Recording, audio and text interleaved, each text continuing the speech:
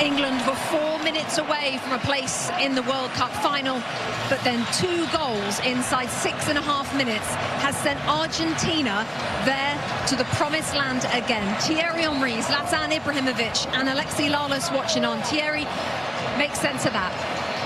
Yes, I can actually. The best team won. We talked about it yesterday. A different way, was a different game. Grit, attitude, mentality. Argentina played well though today. They played very good football. And I think that England went into a back five too early for my liking. Giving them the ball. They thought I'm not saying that they thought they won the game. It's not true, but they thought they had to defend the lead a tiny bit too early. And after that, obviously, if you're Argentina, you're going to throw strikers, people in the box. But one thing that Scaloni did, exactly the same against Switzerland, Egypt, he put the little man on the right. Not in the middle, into traffic. He put him on the right.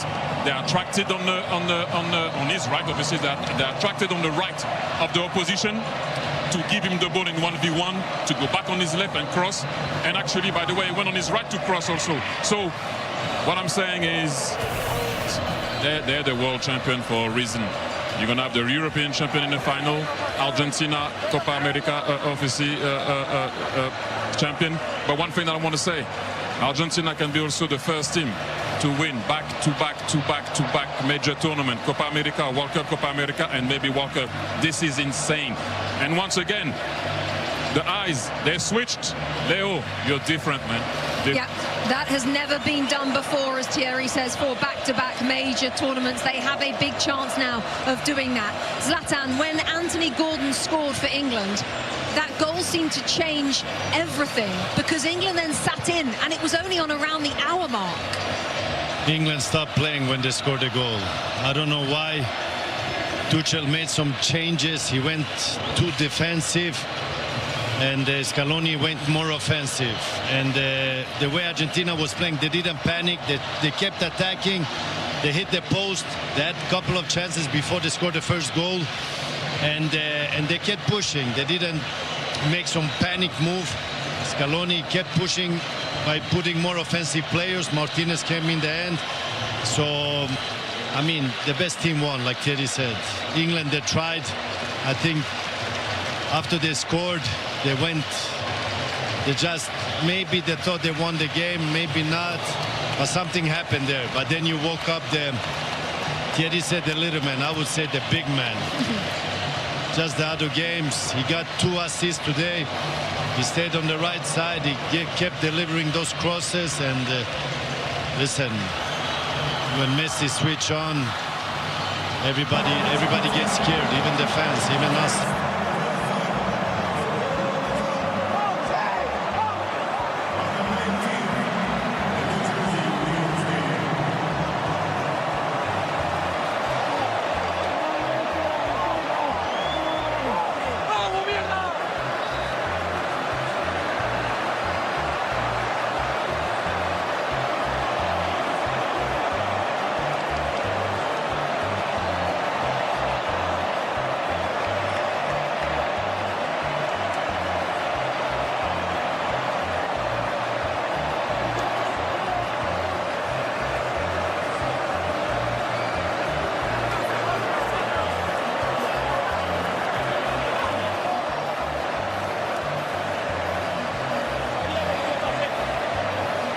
It's in their blood.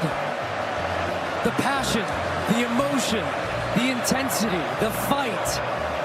It's all they live for. And it's all they live for today.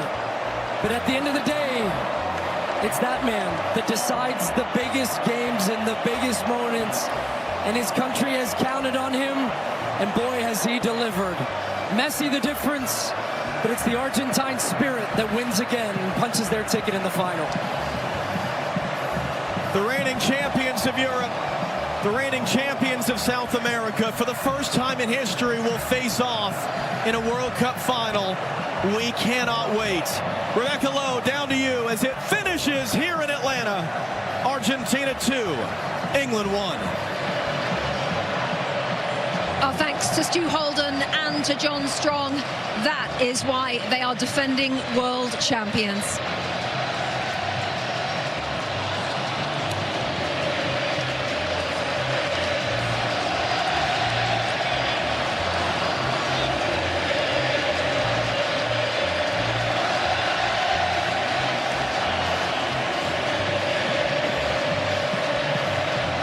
Argentina, with him in their team, simply never know when they're beaten.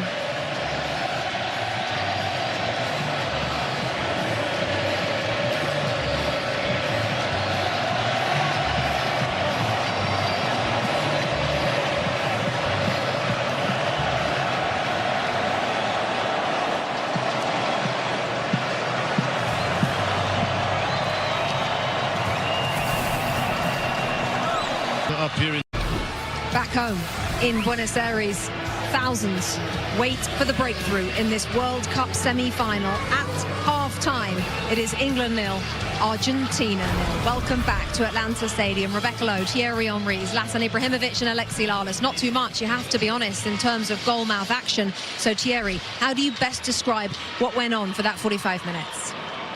Great mentality, exactly what we were talking about. The two teams are trying to do what they can when they're on the ball, but whenever the other one is on the ball, when you have England on the ball, Argentina, you can see are biting, a tiny bit physical, aggressive in a right manner. And then England tried to do the same thing also when Argentina is on the ball. That's what we predicted. That's exactly what we have. The benches are getting involved. Everybody's getting involved. But look, that's football at the end of the very day. It's a semi-final of the World Cup. You're not going to see what you saw in the group stage and goals left and right. This is proper football now. Zlatan, you talked about the emotions before this game. You talked about discipline. We've had 19 fouls, just the 2 yellow cards. But does everybody have to be careful? I mean, there is a lot of tension, not only on the pitch, also on the bench. We saw it from up here from the studio, and they have to keep calm, both teams. I mean, Argentinians, they're the best at provoking the English player, because or any player they play against, opponents. So they're trying everything to get them out of balance, especially Bellingham. They're trying to push him in different ways. So the English players, they should just keep calm, try to play. At the end of the day, there is a game to play.